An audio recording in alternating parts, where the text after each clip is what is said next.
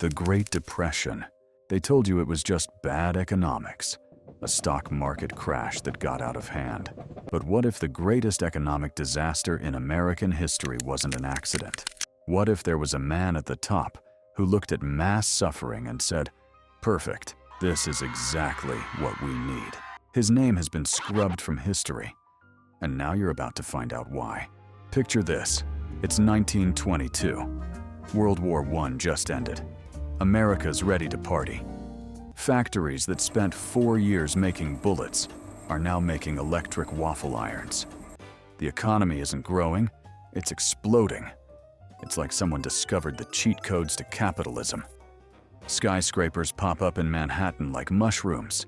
Jazz blasts from every speakeasy. Henry Ford's assembly line prints Model Ts faster than you can say installment plan. What used to take 12 hours now takes 90 minutes. The auto boom creates a domino effect. Oil companies boom, steel mills boom, roadside diners boom, because now people can actually drive somewhere. By 1929, 10 million homes have radios. Electricity is everywhere. The American consumer is born. It's the economic equivalent of that friend who keeps saying, "One more drink" at 2 a.m. Everyone knows it's a bad idea, but we're having too much fun to stop. Here's the thing. While New York and Chicago are living like there's no tomorrow, farmers are drowning. During World War I, they made bank selling wheat to war-torn Europe. They borrowed money, bought more land, bought fancy equipment. Then Europe recovered and stopped buying. Prices collapsed harder than a folding chair at a heavyweight wedding. But Wall Street doesn't care about farmers. Wall Street discovered something magical. You can buy stocks with money you don't have. It's called buying on margin. You put down $10, the broker lends you 90, and boom, you own $100 worth of stock. As long as prices keep rising, you're a genius. The second they drop, you're about to have a very bad day. And everyone's doing it. Your dentist is trading stocks between root canals. There's a story about Joseph Kennedy, JFK's dad, who got out of the market after his shoeshine boy started giving him investment advice. He figured if the shoeshine boy is playing the game, we're too close to the end. Between 1924 and 1929, the stock market doesn't just rise, it goes parabolic. The Dow Jones quadruples. Economist Irving Fisher declares in September 1929 that stock prices have reached a permanently high plateau. Translation: we've solved economics. Recessions are canceled. Spoiler alert: recessions were not canceled. September 3rd, 1929, the market hits its peak at 381 points. Millionaires are being minted daily. Nobody notices the building is on fire. Then comes October 29th, 1929, Black Tuesday. The market doesn't just crash, it detonates. $14 billion evaporates in a single day. Over $200 billion in today's money. Ticker machines can't keep up. Traders are screaming, crying. Outside the New York Stock Exchange, crowds gather in stunned silence. Here's the dark comedy. 90% of Americans owned zero stocks. When the market imploded, regular people didn't lose money in the crash. So why did everyone suffer? Because the crash was just the first domino. All those people who bought stocks on margin suddenly owe money they don't have. They sell everything, their cars, their homes, their grandmother's jewelry. It's not enough. Then the banks start falling. Banks had taken your grandma's savings and gambled them on the stock market. When stocks crashed, banks couldn't get their money back, so they started failing. Hundreds, then thousands.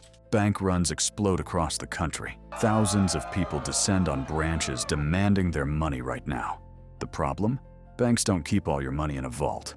They lend it out. When everyone wants cash simultaneously, the bank just doesn't have it. 9,000 banks fail over 3 years. If your money was in one of those banks, it's gone. No FDIC insurance, no government bailout, just gone. The ripple goes global. American banks call in loans to Europe. Germany's economy implodes, helping create conditions for Hitler's rise. Global trade collapses by half in 3 years. By 1931, this isn't a correction. This is economic apocalypse. Unemployment hits 25%. 1 in 4 workers can't find a job. In Detroit, auto plants go dark. Production drops 75%. Men who built the American dream now stand outside locked factory gates. Bread lines stretch for blocks. Teachers report students collapsing in class, not because they're sick, but because they haven't eaten in days.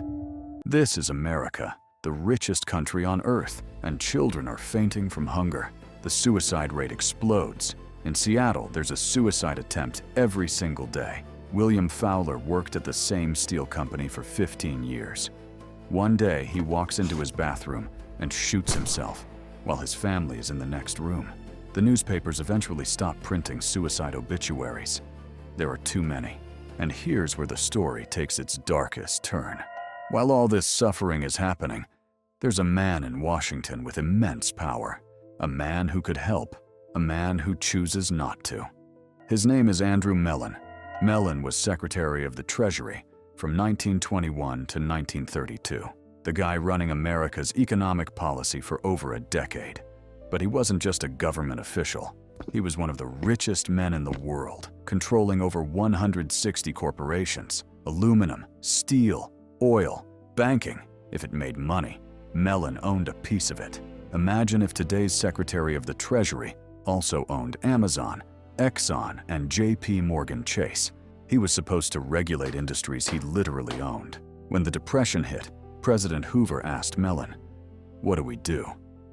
Mellon's answer, according to Hoover's own memoirs, liquidate labor, liquidate stocks, liquidate the farmers, liquidate real estate, purge the rottenness out of the system. Liquidate labor. He's talking about people, workers, families. He believed depressions are actually good. They wipe out the weak, let people suffer, let businesses fail. The strong will survive. It's social Darwinism as economic policy. And Mellon had the power to make it happen. So while millions starved, the government did almost nothing. Because Mellon believed suffering was necessary, crime explodes. Bank robberies happen twice a day. John Dillinger, Bonnie and Clyde become folk heroes because people hate banks so much. Watching someone rob them feels like justice. Then nature joins the horror show. For decades, farmers had torn up prairie grass to plant wheat. When a massive drought hits in 1930, the loose topsoil just blows away. Dust storms, unlike anything in history, roll across the plains. Black blizzards that turn day into night. Dust clouds reach Washington, D.C., and New York City. Cattle suffocate standing up, their lungs filled with dirt.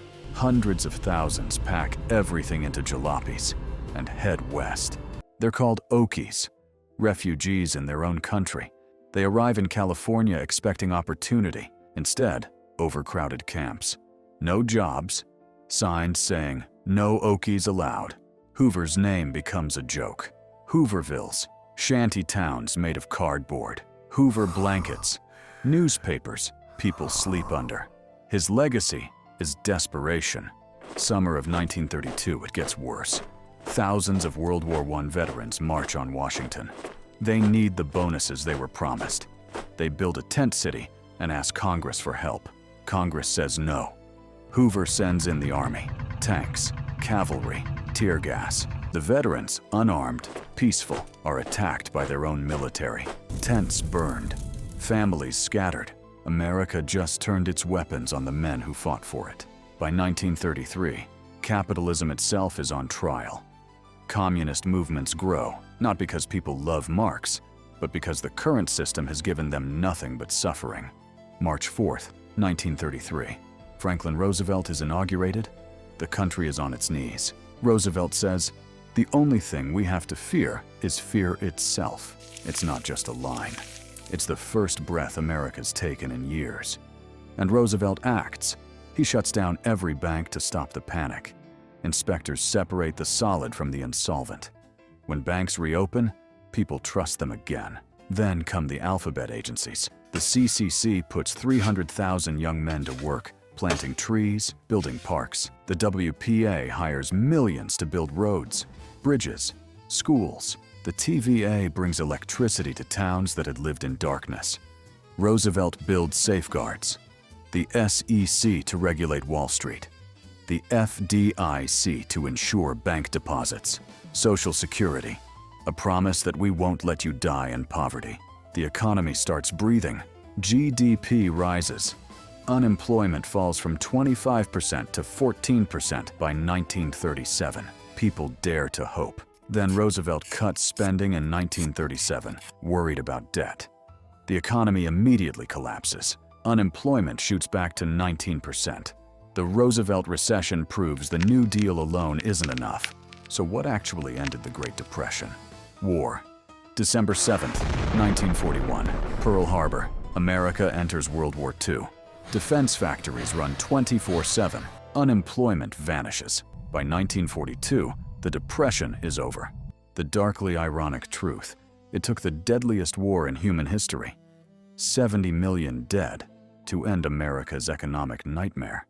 And Andrew Mellon. In 1932, he faced impeachment for corruption. He resigned, was shuffled off to be ambassador to England. No trial, no jail. He died in 1937, worth hundreds of millions. His art collection became the National Gallery of Art. Today, his name is on one of America's most prestigious museums. Most visitors have no idea who he was. Meanwhile, the people he sacrificed died poor and forgotten. The stock market didn't return to its 1929 peak until November 1954. 25 years, an entire generation lost. The Great Depression revealed something terrifying. The system can collapse so completely that millions suffer even when there's no shortage of anything. Warehouses full of food while people starve. Factories sitting idle while workers beg for jobs. And when it breaks, the people at the top don't suffer. Mellon and his friends faced no real consequences. They died wealthy and respected, while millions suffered. If you think it couldn't happen again, in 2008, we came within days of total financial collapse. The only reason we avoided another Great Depression was because we remembered, barely, the lessons of the 1930s. But here's the question: how long will we remember? The people who lived through the Depression are almost all gone, and there are voices today saying the same things Mellon said. That suffering is cleansing, that the weak deserve to fail. History doesn't repeat, but it rhymes. The Great Depression wasn't just an economic disaster, it was a moral test. The people in power failed catastrophically. They chose ideology over humanity. They chose their wealth over other people's lives. Millions paid the price. The question is, have we learned anything? Or are we doomed to find out the hard way all over again?